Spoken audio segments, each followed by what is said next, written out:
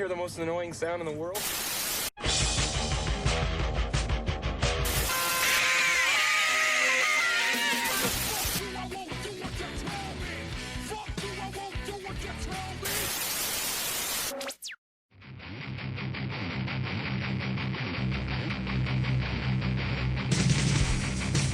Welcome to Rage Against the Mainstream, your full spectrum source for all things music, insight, and opinion. I'm Bill, and I'm joined here today with Connor and Steve. Hey, how's it going? What's up, dude? So those of you who have been listening to the podcast, you've had a couple weeks here without your favorite personality. Connor, he's back. Yeah. He's awake, dude. He's awake. He's definitely awake. Hey, This dude's woke. so in the past couple weeks, have me propped up. So in the past couple weeks, have you encountered anything new or interesting, Connor? In music? Yeah, or anything. It could be whatever. 2 weeks is a long time. Old Time Road. That's pretty interesting. That's funny. I think that's new and interesting too for me. Yeah, I heard mean, that for the obviously the first time. song's a tad bit dated, but it's like not going anywhere, which is really interesting. I keep seeing new videos of like him performing at schools and like shows. He actually performed before the first game of the Stanley Cup playoffs, or the That's hilarious. I mean, we've heard of rap rock. Yeah, We've heard of jazz rap. yeah. We ain't really never had country rap. No, Well, haven't. you had you had Tim McGuire and Nelly back in the day, Oh yeah, that's Oh, right. true. but that was big then as well as this is like Yeah, but Tim huge McGraw now. didn't rap on that though. No, I know, and that's the cool thing about it because Billy Ray Cyrus fucking kills it in the remix, dude. Yeah, dude. Dude slaps. He's come a long way since Achy Breaky Heart. Yeah, I was never a fan of Achy Breaky Heart. I was when Stan Marsh's dad danced to it. You can't tell South Billy Park. Ray that though. He just wouldn't understand. No, he wouldn't. So what about you, Steve? So this is about a week or so dated, but there was news back on May 31st. There's a Ronnie James Dio documentary that's officially going to happen. Now, is it going to be Dio himself or his hologram? Well, I would hope for both, actually, considering hologram shows It would cost a just couple be like the beginning of $100. Jurassic Park with John Hammond. Oh, Hello, yeah. John. Yeah. Hello, Dio. Yeah. Hello, Dio. Oh, my God. So, Hello, Ronnie. but the news, it's stating that Ronnie's widow, she was also a longtime manager, conveniently named Wendy Dio. She, obviously released facts about the documentary. So far, it is starting to film. The first thing that they did mention was Wendy interviewed first Geezer Butler from Black Sabbath. Dio and him were like apparently best friends while he was time in Sabbath. So I'm fucking interested for that because definitely not going to a hologram show. So at least I can watch a documentary on one of metal's greatest musicians. Yeah, exactly. Anything Black Sabbath or Black Sabbath related is always entertaining to me. Always. Oh yeah, Absolutely. On this day in music history. 1966, Janis Joplin makes her singing debut with Big Brother and the Holding Company at San Francisco's Avalon Ballroom. Oh wow. 4 years later, in October 4th, 1970, she would be joining the 27th Club, Forever 27 Club. Rest in peace. Wow. Legendary. Year later, 1967, California's Magic Mountain Music Festival, considered the first rock music festival, features Jefferson Airplane, The Doors, The Byrds, and a crowd of 15,000, although it will be dwarfed by the 200,000 at the Monterey Pop Festival the following weekend, which became far more historical. That's hilarious. Dude, Jefferson Airplane, The Doors, and The Byrds in 1967.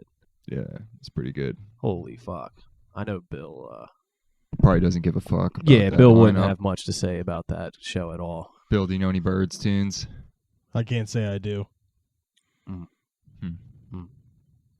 It's okay. It's okay. It's all right. Most of them are covers anyway, honestly. We'll let the fans decide your fate. 1971, police fire tear gas into the rowdy crowd at a Jethro Tull concert in Denver, but the band continues playing even though some of them have trouble seeing their instruments. I'm picturing Ian Anderson up there with the flute busting this crazy solo and people just losing their mind through adrenaline. Like, yeah, but fuck shit up at a Jethro. Yeah, exactly. It's like we were talking about before with the Jackson 5 one. Yeah, it's a riot break. The flute is probably particularly difficult to play amidst the effects of tear gas. Yo, I would agree with that. Definitely agree with that. I concur. 5 years later, in 1976, Paul McCartney and Wings set a new indoor concert attendance record of 67,100 at the newly opened King Dome in Seattle. That's wild. Are you a huge fan of the Wings? No, not at all. Lord, take me down. Yeah, to I mean, the obviously streets. everyone knows some of their songs, but They're just another day. they're just, yeah, dude. Yeah. They're like, oh, they came on 102.9, the Wings. I like some of their songs. I like Jet. I like Band on the Run. Yeah. On Other Days, okay. Maybe Yeah, I'm but- Amazed. That's really just Paul McCartney, though. Exactly. Okay, 1978, John Travolta and Olivia Newton-John's Grease duet, You're the One That I Want, hits #1 in the US of A. Any Grease John Travolta fans in the I house? like Grease. I do too. Grease is one of those, like Americana type movies. Like, you have to see it.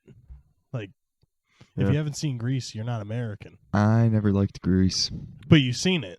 when I was like 7. Watch it again. I think that's where a lot of my personality developed from. That's when I started rocking the leather jackets and the cuffed up jeans Grease. and the boots. Yeah, I mean, as corny as it was, but you figure I'm not going out there to watch, The Outsiders at age 7. 1991, The Temptations' David Ruffin's funeral is held in Detroit with attendees including Aretha Franklin, Stevie Wonder, and former bandmate Eddie Kendricks, who was arrested at the service for failure to pay child support. Do you imagine how fucked up that is? Do you go to your friend's funeral and get arrested over some stupid shit like child support? Yeah. He might not have even known. I mean, I don't know. Yeah, it's a I don't know the possibility. details, but he might not. I mean, I guess he should have known that he. 1992, the Combined Law Enforcement Association of Texas calls for a boycott of Time Warner, whose label Sire is distributing the song Cop Killer by Body Count, which is Ice-T's hardcore group. 6 weeks later, the song is pulled from the album, but not before it sells over 500,000 copies, mostly due to the controversy. That song's awesome. Yeah, it really It's is. actually really That was awesome. a crazy time. You had that, you had NWA, Mhm. and then you had 2 Live Crew. Yeah. Yeah. Yeah, dude. In 2000, Ironically. Yeah. the Marshall Mathers LP begins an 8-week run at #1 in the U.S. Just- Eminem would go on to be the #1 artist of the decade for the 2000s. On the That's topic, crazy. just real quick, between those two earlier albums, the Marshall Mathers and the Slim Shady LP, what's your favorite? Definitely Slim Shady LP. You like the Slim Shady LP better than Marshall? Yeah, I like Eminem Show even better than Marshall Mathers. Yeah, well, LP. Eminem Show is really fucking good. Yeah, I would go Slim, Eminem, Marshall, and then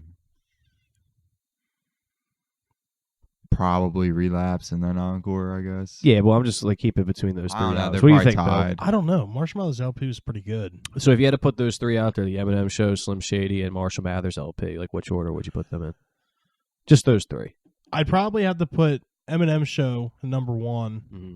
because it's just like the time. But You yeah, know, it's also like, you have the to figure time we were invested all with that. like, when that came out, we were Exactly. older and more, It would probably have to go Eminem Show, Marshall Mathers, and Slim Shady.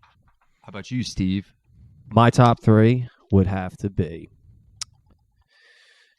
Slim Shady LP, Eminem Show, Marshall Mathers LP. It has to be. Yeah, because I'm really thinking about it because Slim Shady LP, even though the Eminem Show came out in the time where I was like actually getting into music, Slim is just better. Slim's just better. Yeah. Yeah, looking back, like to be able to listen to them front to back, Slim Shady LP is just. It's got a better sound, Non-stop. everything, yeah. But Eminem Show is always a good go-to. Eminem shows like an arena rock album remember- almost. Yeah, I remember playing like middle school sports and listening to like Till I Collapse. Yeah. So fucking awesome. I think I just spent way more time on the Eminem Show than like almost any other album ever. Well, yeah. Like you have to think of when it came out versus how many songs were on it and everything, dude. Like I probably listened to the Eminem Show more Dude, times. the than Van Halen Eminem won. Show and Get Rich or Die Trying were like on repeat when I was Yeah. a fucking like preteen. they were man. huge. You know what's funny? Like kids these days aren't gonna like they don't realize how like monumental that shit was. No. Nah, What? nothing's monumental like that anymore Yeah. except the Avengers and shit. Yeah. Yeah, music's really taken a turn because I think it's streaming. You don't get this much hype. You can just Yeah, like, exactly. listen to like I mean, I remember just hearing about an album being so excited to go into like any store and hope I could find the one with the sticker that said explicit content. Yeah, you know what I mean? that was always, like like, a the big deal. And deal. then putting it in that fucking 6-disc changer. I mean, you go back to people with like tapes and records, same thing. But we were like that last generation of like really appreciating to go out and buy a fucking album. Yeah. Well, no, I mean, like, kids these days don't have rappers or artists like that anymore. You know Yeah. what I mean? Like, Yeah. when kids these days think of Eminem, they think of, like, oh, it's that old rapper guy. Yeah, getting shit talked on him because he's trying to go up against a more relevant rapper. I'm not Exactly. going to get into the whole MGK thing, but it is sad like they lose the respect of what some of these fucking guys did. Yeah, it's just like you ask any of them kids. Well, then again, you give any of those kids the Eminem show, they're going to shit all over. Yeah, they would probably think any fucking Gucci Mane or Migos album is better than anything Eminem put out just because of when they were born. But that's probably the same reason why some of us like Eminem shows so much. I mean, Yeah, there's probably that's kids true. that were like coming up at the tail end of Eminem that think Relapse and Recovery are his best albums. Yeah. So People think that. I really hope not, but it's possible. Music news. Today in music news, we have Ozzy Osbourne, where he wanted the original drummer Bill Ward on the final Black Sabbath tour. It says the final Black Sabbath tour, which wrapped up 2 years ago, allegedly wasn't what Osbourne had in mind when considering a reunion. Osbourne revealed his distaste with the tour in a recent interview with Kerrang, saying it just wasn't the same without the band's full original lineup. The band's original drummer, Bill Ward, was left off the bill. I mean, even in the sense of, you know, him being upset, like I can understand that, not the original lineup for Sabbath. And who drummed on the tour? Like Ozzy's drummer, right? Yeah, it was Ozzy's. It was solo band. I mean, drummer. so yeah, I mean, forget I his guess- name. I It's don't Tommy think- something. Tommy Yeah. Clufados. I mean, that's cool Okay. that he at least respects the idea that he wanted the original lineup, but you figure even the last Sabbath album, you know, Bill Ward didn't even play on the album. Yeah, Yeah, no, I mean, if he's not well enough to get going for the album, Yeah. he's not going to be able to do a tour. do a tour. And I yeah. think, yeah, but it's cool that he probably is looking out not only just for himself, but like for the fans as well. Like you're going to see Sabbath, of course, you want to see the entire lineup. Yeah. You know? He also played with Ted Nugent, Alice Cooper, Rob Zombie. Well, shit. Oh, okay. Yeah. Hired gun. Hired gun. There you go. It says in quotes here, Ozzy states, "I didn't like the fact that Bill Ward wasn't there for a start. People put that down to me, but it wasn't me, honestly. We didn't have the fucking time to hang around. We had to get going, but I'm sorry it didn't work out with Bill." Yeah, so that's cool. Like I said, he was respecting the idea of trying to do an original Sabbath lineup for Exactly. a final tour. And it's the same thing. Like if I'm paying to go see an artist, and if like for instance like the Who, Keith Moon's dead. I mean, but Yeah, there again, is if no he was reunion. available and like there was an issue with trying to get the lineup together, I'd be a little upset if I couldn't see like the actual lineup. you Well, know? exactly. Like back in like 2008 when Van Halen announced that they were doing a reunion tour and Michael Anthony wasn't there. Yeah. It's like, well, it's not really a reunion tour. You just have David Lee Roth back in the band. Yeah. Like, what the fuck? He's 71 too, so it's probably pretty hard for Bill Ward Yeah, to it's drum fucking- yeah, it's for not 6 something months in simple Black to do. Sabbath in a row. Yeah, exactly. Yeah, especially when you're playing Sabbath tunes. I mean, And when you were in Black Sabbath for decades, and you're probably pretty damn tired by now. fuck. Yeah. Next thing in music news here, Steve's favorite topic, Metallica. Christ, dude. The Metallica Initiative gives $1 million to 10 U.S. community colleges. Cool. The band has awarded $100,000 to Lone Star College to help students find careers in healthcare, transportation, oil and gas, mechatronics. I just need to make 4 good albums so people will still give a fuck about me in 30 years. Yeah. The award is part of the band's foundation, All Within My Hands, partnering with the American Association of Community Colleges. That partnership is part of a $1 million Metallica Scholars Grant that was distributed to 10 various community colleges. That's pretty cool. Where did they get all that money from the Napster suit? Probably. Yeah. I'd say. They felt bad for what they did. Here, give we're it going back to to- train you guys to get good jobs so you can pay money for my fucking music. Yeah. It's saying here that the grants will help more than 1,000 students obtain job training. It will also help students with things like daycare, work uniforms, and drug and alcohol testing. Cool. We'll help you get an education, but don't fucking download our music illegally. A million's a drop in the bucket in the hardwired to self-destruct piggy bank. Jesus Christ. All right, so Connor, the last time you were on this podcast, the suggestion of the week was to watch Straight Outta Compton. Great movie. Insane movie. Yeah. I believe Steve rated it an 8, 9. I think it was like an 8.5 or something. It was I 8.5. forget what we I did an balanced 8, it out. yes. Yeah. I'd probably give it an 8. You give it an 8? Yeah. Because when I was explaining to him, it was like on par with what I was trying to talk about when you get to see documentary movies, but they're actually movies with actors. So you get to see more things that were talked about instead of shit that they actually have footage of. It's Exactly. great. Yeah, it's great when you get a good biopic. Like for me, the biopic that opened the door for me in music was Ray. Yeah. Like Yeah, I remember Ray was when good. Ray Great came movie, out, dude. I was like blown the hell away. Yeah, I didn't realize how great of a fucked movie up it he was. Yeah. Yeah. Yeah, and NW, the Straight Outta Compton, is definitely on that level. Yeah. And the big thing about, that is it's funny because we were just talking about with like rappers. Yeah. It's a shame because there was such a great wave of like every genre. Like every decade had a genre that was like prominent. Like you figure like the Define disco the scene, genre. like classic rock scene, then like the metal and punk scene throughout the 80s. And then the whole thing about hip hop was, especially when it was like the East Coast, West Coast, like versus, that really came to light and that made hip hop super mainstream. 100%. But then you think about all the acts in the 80s and all the big bands and like artists that hyped up that movement, and then the consistency through the 80s, through the 90s, even into the early 2000s of like quality fucking rap music. Yep. And it's gone, dude. Everything people rap about now is money they don't have. Yeah, and it's like, and then you get Now they rap about money they say they have or whatever. Yeah, that's what I mean. Yeah, they just all don't shut the fuck up about how rich they are. Yeah. Well, the thing is, and I feel like back, before today's time, Yeah.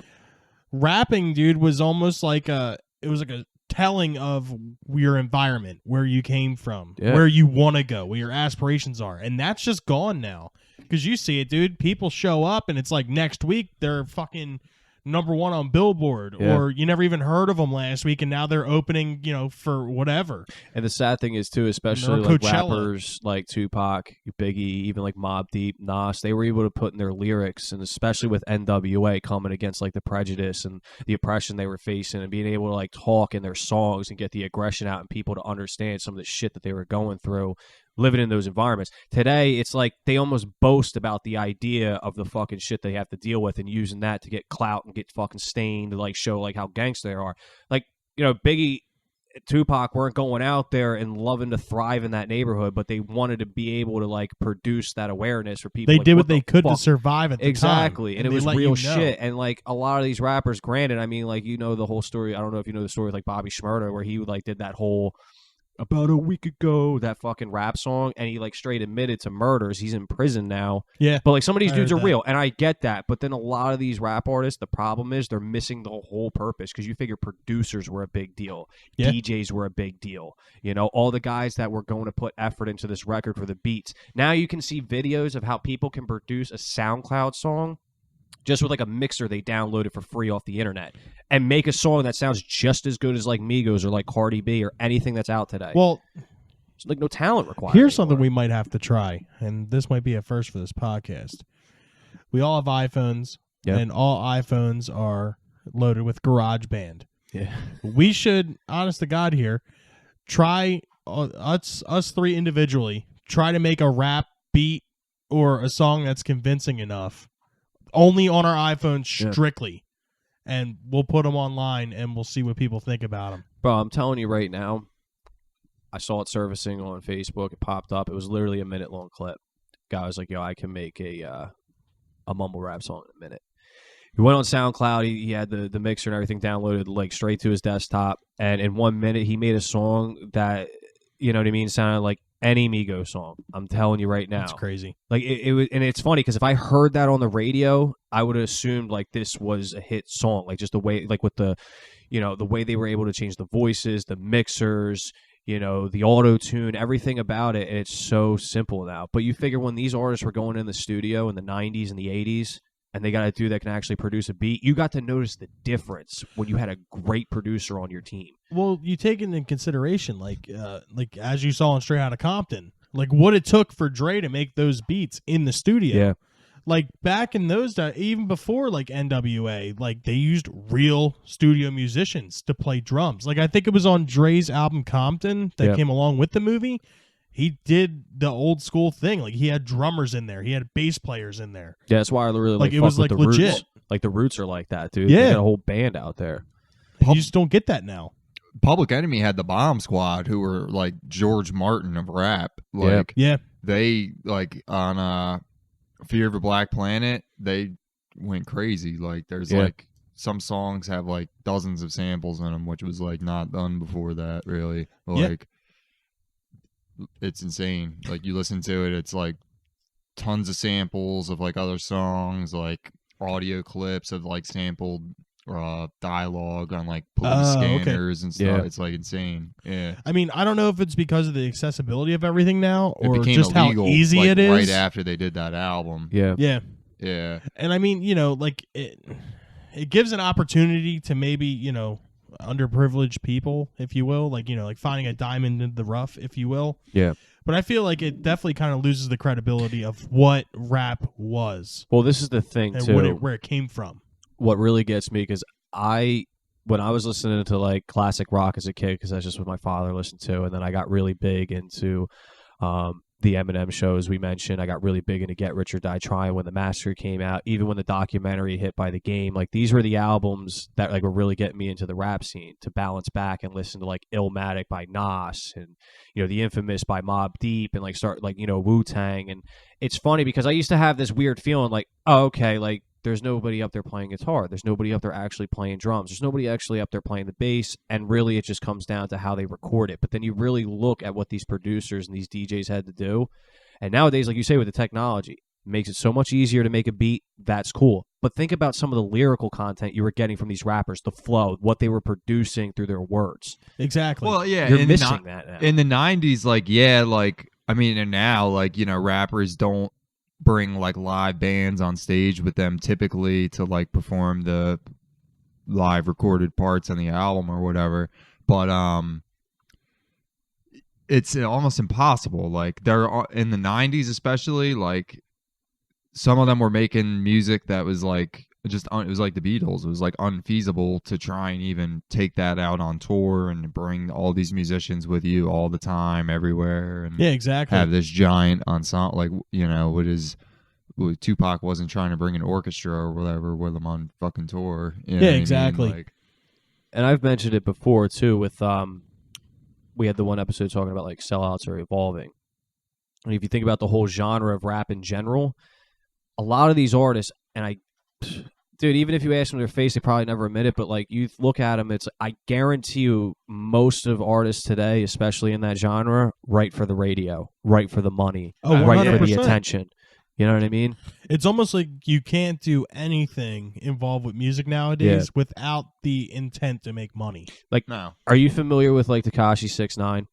I've heard of it. went to He's jail. that dude in prison now, right? Well, yeah, I The mean, there's a lot goofy going on. bastard with memes. the colored teeth. It was funny because I know a lot of guys that were like into him, and like I said, like Bobby Shmurda when he was coming out, G Herbo, like all these underground decent rappers that just really were rapping for like the gangster atmosphere and having really no real direction. I mean, G Herbo is a little different, but Tekashi 6ix9ine, you would hear his songs and people would know him. Like there's a lot of songs that like are club songs, like, you know, aggressive.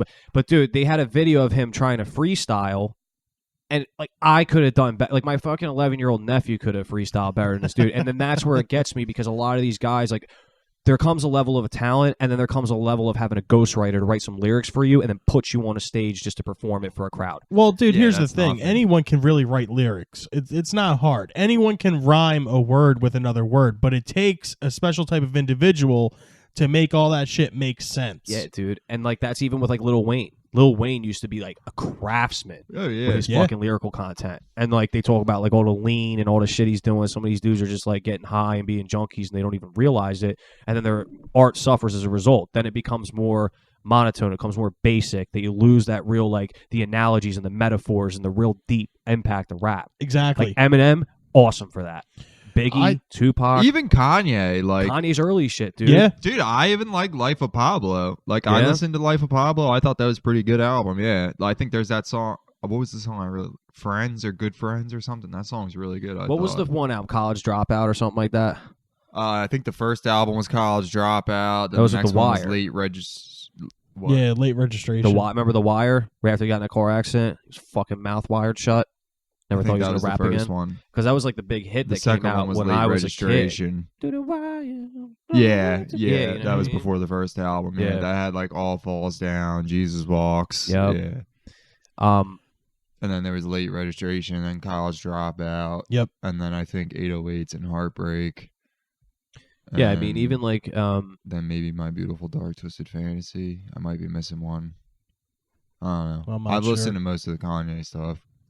yeah, I mean, even like if you think of the progression, from the 80s to the 90s to 2000s, like as I said, for me, and it could be biased because it's like my age and when I grew up and when things were popular, but the early 2000s was like that last great wave of popular as well as still conscious hip hop. Oh yeah. Because then once it got 100%. into like the 2010s era, it just started really becoming about the radio and the club, and like you were more so listening to the beat and the flow than what these people were actually saying. Well, like 50 Yeah. Cent was like probably the closest thing to a version of like these like made up like hit driven rappers.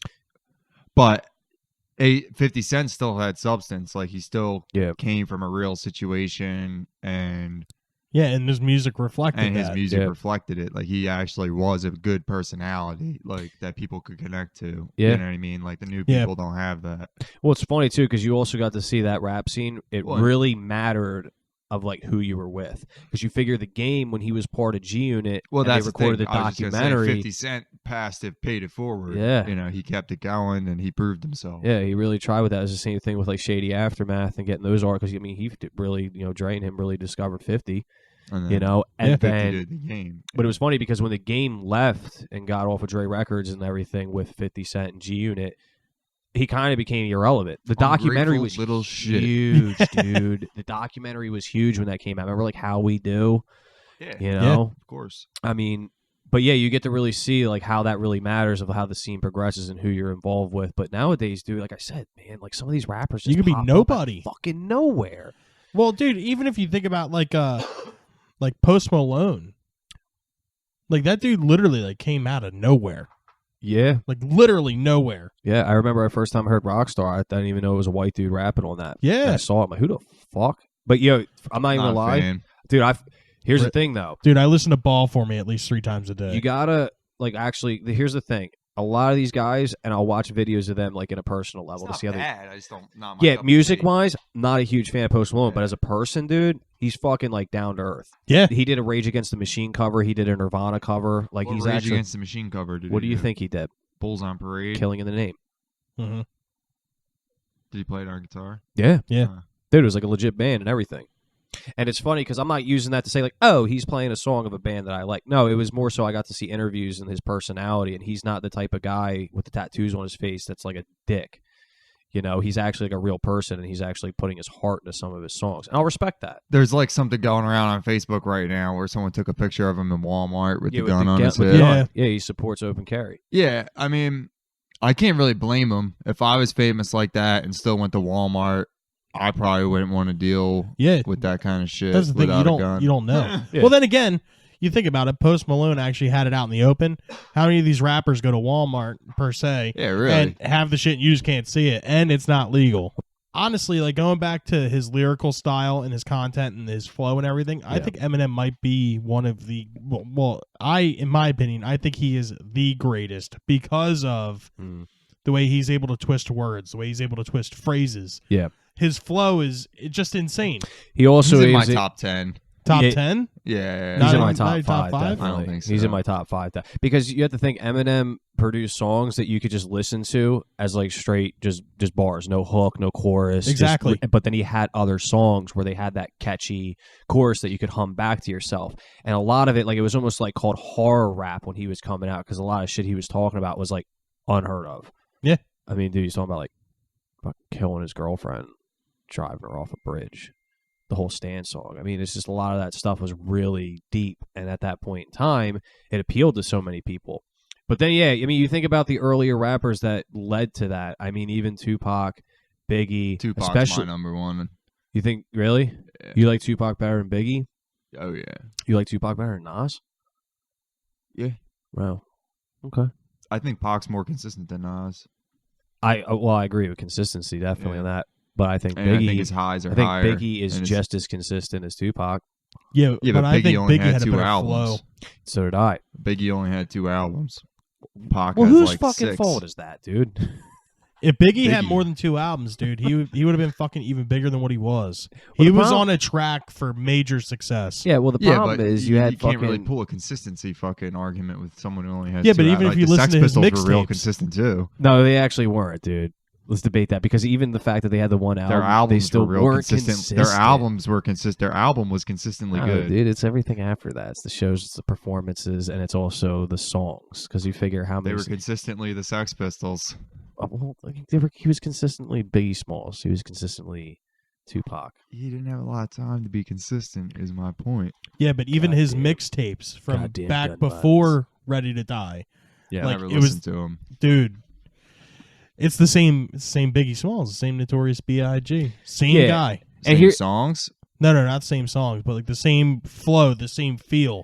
Yeah. Like it's almost like he didn't have to evolve because he had already been evolved. You know what I mean? Yeah, and it's also too going back. Like it's hard to compare an artist when you only have so much catalog between them. So what I try to do is Exactly. like limit it. Like for instance, you pick like Tupac's 2 best albums and put them next to Biggie's 2 best albums. You have to try to limit it because yeah, great. Like Tupac obviously went further. It's the same thing with like Nirvana. Like which way would they have gone? Would they have de-evolved or would they have become better? And going Yeah. back to the hip hop sense, it's like was Biggie gonna go upwards? Or was That's he one just thing gonna- I will say is that I don't know if Tupac has anything that's as good as Ready to Die, Dude, it's yeah. Yeah, But- Ready to Die is the fucking shit. but at the same time, Yeah. I don't know. Like I think Dude, Tupacalypse Now is It's pretty fucking it's fucking good. All I'm Eyes not on Me gonna is I'm pretty not gonna fucking lie, good. dude. But at the same time, it's the same thing with like other bands. Tupac, I could probably make a playlist of 20 songs by Tupac and love every single one of them. But even Tupacalypse Now, I'll put on Ready to Die before that and listen to it from front to back. Yeah. Before that, Well, yeah, because Ready to Die is it's like just such a good album. Ready to Die is more fully formed than Tupacalypse Now. And like I said, I It's mean, I got- just it's got hits on it. Tupacalypse Now had no hits. Well, it's Yeah. almost like, you know, like how they talk about like artists being hungry and like making something. Yeah. I feel like Biggie Smalls never lost that, like at all. Yeah. Like, dude, like the same intensity that's on Ready to Die is on Life After Death. Tupac was still intense fucking 10 years after he died. Didn't he have a hologram show too? He Yeah. did. That's what I'm saying. He's out there fucking digital killing it, dude. Maybe even in Cuba. But no, dude, you have to think too. Also, with the differences in like the West Coast, East Coast scene with Suge and what they were doing over there, as well as like P Diddy. Diddy. Was he Puff Daddy back then? Puff Daddy, Puff Diddy, P Diddy. Yeah. So either way, I mean, the problem is you have a lot of these producers that try to set because like even P Diddy, like when Biggie was starting to get big, started putting them on like boats and like Yeah. chinchilla coats and making him really out there as his figure, and he enjoyed it. But at the same time, yeah, you like you said, you never lost the consistency in his rap for that like hungry aggression. Yeah, of still exactly. rapping where he came from. Like Tupac had a few songs that were like just hits. You know what I mean? They weren't really. They were almost like what? Fucking California Love. That shit's a banger, no, that's man. a fire fucking. But yeah, but that's a 100% featured fire song though, dude. That's really like, It's on Hail All Eyes Mary? on Me. huh? It's on All Eyes Yeah, on but I'm Me. saying that was like a hit song, but it was good. Yeah. There's a couple other ones. You know the song "I Get Around." Yes. So like that's what I was kind of getting towards. It's not Tupac, terrible. huh? It's not terrible. It's not terrible, but it's the idea he was more so making a song for like the culture. Like now I'm rich. Here's my I Get Around is the name of the song, and I'm gonna say like it's not a bad song. I enjoy it, but here's the thing: Tupac had so much time, and like you were mentioning earlier too, with like the idea of him being in movies and being more relevant, and he was also a supreme, like advocator for what was going on and the oppression that the culture was feeling at the time. Mm-hmm. So I agree. Like Tupac is, he's in my top 5. But I'm saying when you put 2 albums next to each other, and if you had the 2 of them just on lyrical content, raps, and the songs that they were produced, if you had to match up the amount of songs in each one's catalog and not really stress the idea of how much more time Tupac had, overall, Biggie, I think it's just the difference. I really appreciate the East Coast vibe. Yeah. 100%. Like Illmatic is better than Tupacalypse Now, in my opinion. Yeah. You know what I I mean? would agree. They're close. Real Illmatic close. is just dude. But that's the thing. Another one because Nas was not consistent, and you mentioned that. Yeah. Like that's the idea. I think Tupac is the most evolved. But is anything Nas did as good as All Eyes on Me? You think Illmatic's better than All Eyes on Me? Really? Illmatic's probably my top 5 Albums ever? No, in that genre. Okay. Yeah. We're also forgetting one huge East Coast rap group, the Beastie Boys. Of course. Yeah, I mean, Huge. Yeah, they made some great music. Yeah. Insane. I recently uncovered Timeless some music. questionable interview snippets from them from the 80s. Yeah. Yeah. I forget How so? which one, but one of them said that he like hated fags in an interview, and then the other one like defended him and said like, "Well, you got to understand, like if you grew up in New York like us, they're just like all over the place. Like, you're trying to walk down the street. He said something like you're trying to walk down the street when you're 8 years old, and like they're just everywhere, and you're just trying to like get a piece of gum or something." Yeah. he said That's something funny. stupid like that. But I mean, don't get me wrong though, the Beastie Boys. You can just tell from their fucking career arc if you listen to their albums that they matured. Oh, yeah, 100%. You know what I mean? Like you listen to License to License to Ill. Ill Yeah. versus like Sabotage. Yeah, that yeah, and Paul's even, Boutique. Yeah. even went further than that with maturity. But like, yeah. So like, they were young when they made those comments. Like Yeah. they were like Oh, 24 yeah. or something. So I mean, I'm pretty sure we've all said stupid shit. we've all at yeah 24 years exactly. old. We all said stupid shit, and we didn't do anything cool enough to have to worry about anybody talking about it Exactly. in their basement 35 years later. But it's dude, go like when you bring them up and you talk about like living in the New York style, that whole East Coast scene. That's why I bring it up. I think there was just like more raw edge to it. It's the same thing with like sports. You know what I mean? When you come to the east side of the nation and you get like Philly sports and New York sports, you know, you get all these teams and like Jersey itself. I mean, there's just so much raw edge, and I think that's what came from the music as well. It was more like aggression in your face because the Cali style, the whole West Coast scene, the gangster rap scene was tough, dude. Like it was like Snoop coming out of there. NWA obviously started that fucking vibe. But I think eventually over time progressed to what you see today, that like laid back, let me rap about what I got and let me just like kind of show off to what the That came out of luxuries the bring West from for coming sure. out. Yeah, you know what I mean? Yeah. But that's also what you say level of consistency, because Nas fell off in the sense of like how incredible his music was becoming, but he never became that figure. Like, you remember like when fucking P. Diddy was having those videos and like just always like dancing like and like extravagant, showing off, and you know what I yeah. mean? Like Bad Boy Records kind of went that direction, but there's other East Coast rappers that really. Yeah, but that's the thing too, though. Puff Daddy was like a I character. know, dude. Well, that was He's the like big thing DJ with Khaled, why, dude. Yeah, That was why they all hated him on the West Coast, because they like Suge Knight used to say like he would fucking sign new rappers and not Yeah, what was it, like, require hit a 'em fucking up, dude? feature Yeah. on all their Yeah. songs. Like fucking Puff Daddy, P Diddy, whatever, would sign a new hot young rapper and then make them have him get a verse on their songs, Yep. so that Oh, he could shit. increase his own fame at the same time. Well, I mean, that's nothing against Puff. I mean, he can rap to an extent. Suge just butthurt. he Listen, does man. not belong on tracks with Biggie. Though. Listen, man, I'll say I that. could No, see no, Puff no, Daddy no. sharing a fucking track with like Will Smith. All right? Exactly. Not Biggie. Like Exactly. you ain't even in the There's bro. some You're not more of even. that East Coast grit. Yeah, Fucking dude. Big You're Willie not style. like P Diddy in the rap game ain't even in the minor leagues if Biggie was in the majors. You know what I mean? Like he's not. He shouldn't Oh, even yeah. be there. And I get he was like more of a hype man, but he tried to really put his face out there to become a member side by side. Will Smith don't got Like you didn't see Suge going out there and dropping fucking bars while they were recording with any of those groups. Like you see Yeah. Suge featured on an Ice Cube track, rapping, No, No. a Snoop He's all track. business. Yeah, that's Well, what I'm saying. It was well- all business, and he allowed you the wouldn't artists to see thrive.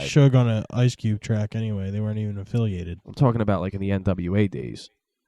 Suge Knight was not affiliated with NWA. I'm At talking all. about after Snoop and all of them disbanded, and you obviously never saw Suge become part of these West Coast rappers.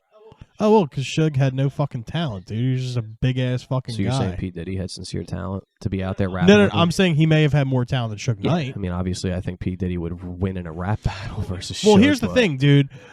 My whole thing with Puff Daddy is he had a vision, right? He had a vision, and he knew how to get to it. He knew what to do in the proper channels in order to get it Yeah. done. Suge was just a fucking big dude that just pushed his way into getting what he wanted. Kind of. He didn't really have a vision. It was just, I'm going to be the biggest fucking guy around, and that's it. I would If you're equate in my it. way, I'm going to stop your ass. I would equate it more to Diddy was more of a snake and figured shit out better. Yeah. And he was trying to build like a major label. And Suge was kind of like a hustler who got lucky a bunch of times in addition to his hard work. But at the same just time, coming in the midst of chaos, he was trying to for all build these like a rappers. Motown, like in-house type of thing. Yeah. And Well, he had all of the he had all the ingredients to do exactly, that. and that's how he was thinking, how can I keep this so it can be controlled in-house by me? Exactly. You know But what the I shit mean? got out of control, and mostly part of him too. Well, Pac and Snoop didn't want him to be their boss, so they got tired of it by the. Well, I by mean, the like end. even like the people like what was the one documentary? Welcome to Death Row. Did you ever see that? Nah, I never saw it. It shows like the inside workings of how that whole record label was, and it was like 24/7 crazy Yeah. fucking like gangster parties. And it was shit that even like Suge couldn't control to an extent. They would never say that he couldn't control it, but I'm pretty sure when he was sitting at home, he was probably wondering, is the building going to burn the fuck down while I'm not there? Yeah. I do find it funny though, is that Bad Boy is now owned or is now a partner under Interscope. Yeah, it's fucking. Yeah, it's all come for full circle. So we'll come Exactly. to the conclusion that you're pretty much trying to put Suge Knight. He was like the Barry. It's Gordon. all owned by corporate America. He's like Barry Barry Gordon. Gordon. Motown. But before we wrap this up, since we're kind of talking about like old school, Yeah. I want to hear briefly opinions. touched on the like, new stuff. What is there anything out there? We'll just go around, start Bill, go around. Is there anything out there today, rapper wise, that's like consistent enough where you can really, really listen to it? It's going to sound like a joke, but Little Dicky. I feel like he's like this generation's version Okay, of but I Eminem. think he transcends of what you know what I mean. The idea of like real conscious hip hop. He's kind of like Kendrick Lamar is fun. the only one that really comes Yeah, Kendrick Lamar. Yeah. to mind. Yeah. He's the only one that tries, to uphold the classic traditions of it. Really. Yeah, it's crazy. Or even that dude that you showed us. Oh that one yeah, time. I mean Denzel Curry. He's Denzel so Curry. new Denzel Curry. though that he's only got. I haven't dug too much into his stuff, but that Yeah. song "Black Balloons" really impressed me a couple months ago. Yeah. Yeah, exactly. What about you, Steve? I don't know, man. I mean, even like Lil Wayne's recording a new album, and I'm probably definitely gonna listen to it just to fucking try. Ain't been shit since the Carter 3. That's what I'm saying. But I'll listen to it. It's like I always, because I remember when I heard Dedication 2, that mixtape. That's what really propelled me into Lil Wayne. And I just know the potential that's out there. But like newer rappers, dude. I mean, there's just really nothing out there right now that I can honestly say like this is like good music. Because like you said, Lil Dicky, I can get into it, but I don't get into it the same way that I listen to like Mobb Deep, same way I listen to Wu-Tang, same time like ODB, like all these other rappers. I don't really think, because like I mentioned a couple guys earlier, like G Herbo. I get a lot of shit for listening to him because he's a lot of real heavy gangster rap, but his flow is really good. Dave East is a really good artist. Like I mentioned, G Herbo. There's a lot of guys that rap these really good gangster rap songs. I mean, there's actually a song called "Wrote My Way Out." It's Nas, Dave East, Lin-Manuel Miranda, and Aloe Black. And you gotta listen to Dave East because a lot of these videos too are really cool because they're like storylines, like of something happening throughout the song. Oh, okay. But Dave East, man, on this track featuring with Nas, I mean, he's really prominent, Dave East, but there's a lot of other stuff that he does. And dude, it's real rap. Like it's conscious hip hop. It's got a beat behind it. You can feel it, and like you feel the aggression. That shit's just not promoted anymore. That's what sucks, man. Because if you're not Yeah. writing this poppy hit song with a repetitive chorus that people can hum along to, like you ain't getting play. if you don't have that, you don't gotta tell me nothing. Label ain't gonna hear it. Yeah, it's terrible. Yeah, but there's a song also by Dave East with Nas. It's called "The Hated." The video is like 15 minutes long. It does this whole story throughout it, and it's really fucking good. All right, well, to wrap up this topic here, do you feel like rap has evolved or degressed? Oh, completely And if degressed. so- That's not even a question, dude. Yeah. So is rock. Do you All think there's music. a possibility with some of these newer artists coming out to where rap can get up to like the pedestal that it was I on? think it's on Or do you think it's? I don't done? think it's on like a done Yeah. spiral. I think it's just going to evolve to the idea where we're going to be those typical like old people type figures. Like, you guys don't know real music, but everybody's going to be so accustomed to this. So this is going to be us like listening to like metal, and the people that love classic rock in the 60s are going to be like, that's garbage. Exactly. It kind of takes a conscious audience to demand better music too. Like, if everyone's fine with the horse shit that these 10 producers can keep cranking out with different performers, then they're gonna keep giving it to us because it's easy. Yep. You know? So last week we told you guys, suggested for you guys to watch Singles. We're demanding things here on Rage Against the Mainstream. We suggested to watch the movie Singles, directed by Cameron Crowe. Classic. Dude, This movie is, I don't know if you guys ever heard this, but apparently it was supposed to be, it is basically the precursor to the show Friends. Basically, Friends was supposed to be Singles, the TV series. And for those of you who haven't seen it, it's one of those movies where you watch it and it's instant nostalgia. It takes you right back to the 1990s, early 90s, Seattle grunge era. a lot of good cameos. Rest in a lot peace, of really Bruce good Cornell. cameos. Rest in peace, Lane Staley. Mm-hmm. Yep. It basically centers around an apartment building, that has single bedroom apartments available, and it's just the love lives of 3 particular groups of people, and this shit they go through on a daily basis, and there's a lot of really good music cameos in there. I believe Alice in Chains was playing "It Ain't Like That" in the club. I think they play Wood. Yeah. They're playing Wood. No, they played "It Ain't You Like sure? That" Oh, too. shit. The first club I know scene they Soundgarden show. performs too, and then there's that other scene where you see Course Cornell when Matt Dillon's arguing with his girl on the street. But yeah, just also what's mentioned too, Pearl Jam is centered around it. However, Matt Dillon is actually the singer for this band that's all Pearl Jam members with Matt Dillon involved. Citizen Dick. Eddie Vedder's the drummer. I think Jeff Ament's actually the guitar player, and Stone Gossard's the bass it's player. funny. Apparently, when they decided upon like what instruments they were going to play, they all like picked instruments that they like wished they could play. Like they all got to pick the ones that like they don't typically play, but they like actually went and like said like, I wish I could play this instrument. That's funny. This movie's like it's like Friends. It's okay to like. Yeah, like I'm totally cool with admitting that I love Singles, but I'll never. And it's not even like I have to forcibly say I don't like Friends. It's just when it's on, I'm like, I don't like it. I'm not gonna lie, Yeah, it's exactly. like fucking Grey's Anatomy to me. Yeah. I'm not a fucking fan, dude. It's white bread as hell. Vanilla So, as fuck. So, with this movie on our 1 to 10 score, what would you give this movie? 60. You give it a 6? No, I said 60. Oh, like, 60 out of 10. I'm just kidding. It's I fun. don't know. I mean, it's classic. It's good. It's definitely better than your average love story. I don't want to give it an 8 because I gave fucking Straight Outta Compton an 8, but maybe like 7.8. I was gonna give it a 7.5 Yeah, I was going to give it around 7.5. because it's one of those movies you can watch. Nothing crazy happens into it to the point where it's like You can just watch it again. Yeah, and it's just again. like I could have that on in the background of like doing something. And Exactly. it's like I don't have no like if I peek over at it, it's funny. And it's also one of those movies where it comes on TV, you want to watch it Yeah, again. like that's the thing. If I'm just scrolling channels and I'm bored and I'm going to bed and I see Singles on, I'll put it on. Whatever. Well, you heard it here, guys. So 7.8, 7.5. What'd you say? 7.58. 7.5, So I guess 14, 22. So we're about at like a 7.8, 7.7.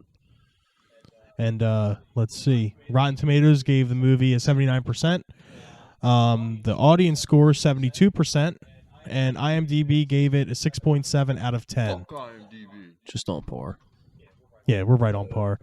I got 2 reviews here from it. The Seattle Times says this is one happy ending romance that doesn't feel forced.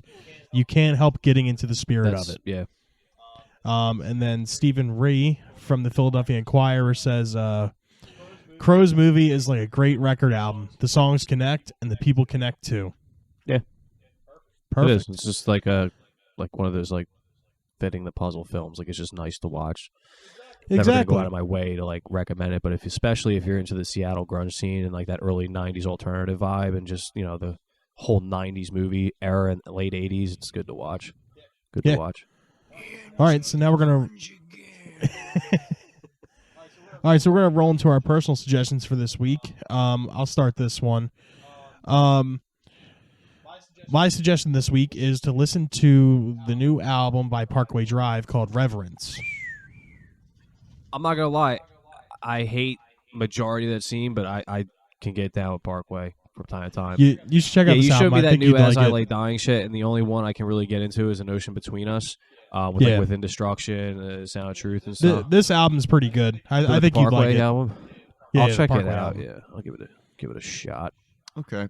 I'm going to direct people to hopefully check out the 1977 debut album by British post-punk band Wire entitled Pink Flag. Excellent fucking album. This album's fucking, it's really great. I was kind of scrambling for a recommendation, and I figured I'd turn to a tried and true classic here. If you just want a couple songs to check out, Mannequin's really great. X-Line Tamer, Rooters, it's all classics, but those will get you going. It's a really good album. Nice. What do you got, Steve? So in recent news, this was a little while ago, Stephen Malkmus, he's actually of the alternative band Pavement. Yeah, if you're into that sound, especially like Modest Mouse, Built to Spill, Sabato, Pavement, obviously, because he's entertaining the idea of a reunion, which would be interesting. The album I'm going to recommend is called Slanted and Enchanted. Came out in '92. It's a great album. It's a fucking great album, especially if you're into that alternative scene of the '90s. Like, you'll enjoy this. Wowie's Owie's my favorite, Awesome. but What? Crooked Rain? no, Wowie's Owie's my favorite. Oh, really? Yeah. Crooked Rain's my favorite. Yeah, Like I that. probably like Wowie's Owie, then Slanted, then Crooked, and then the last two. About Yeah. the same. Playing Enchanted is shit, though. I think that's a good start. Slanted and Enchanted does have the best sound. Yeah, My that favorite real, songs are just on Wowie's Owie. Yeah. All right. Those are 3 good suggestions. We hope you guys actually listen to our suggestions. And then next week, we are going to suggest to watch the movie Rush, Beyond the Lighted Stage. It's on Netflix. It's a full documentary about the band Rush, Canadian giant music group, all the way from their humble beginnings until their mega fan base they have to now. their peak when Alex Lifeson appeared on the Canadian hit comedy show Trailer Park Boys. True. All right, guys. Well, that about wraps it up for this week. Make sure you tune in next week. Once again, thank all you guys for listening and helping us keeping this podcast going. This is Rage Against the Mainstream signing off. I'm Bill. Connor. Steve. Have a good night, guys. Thanks for listening.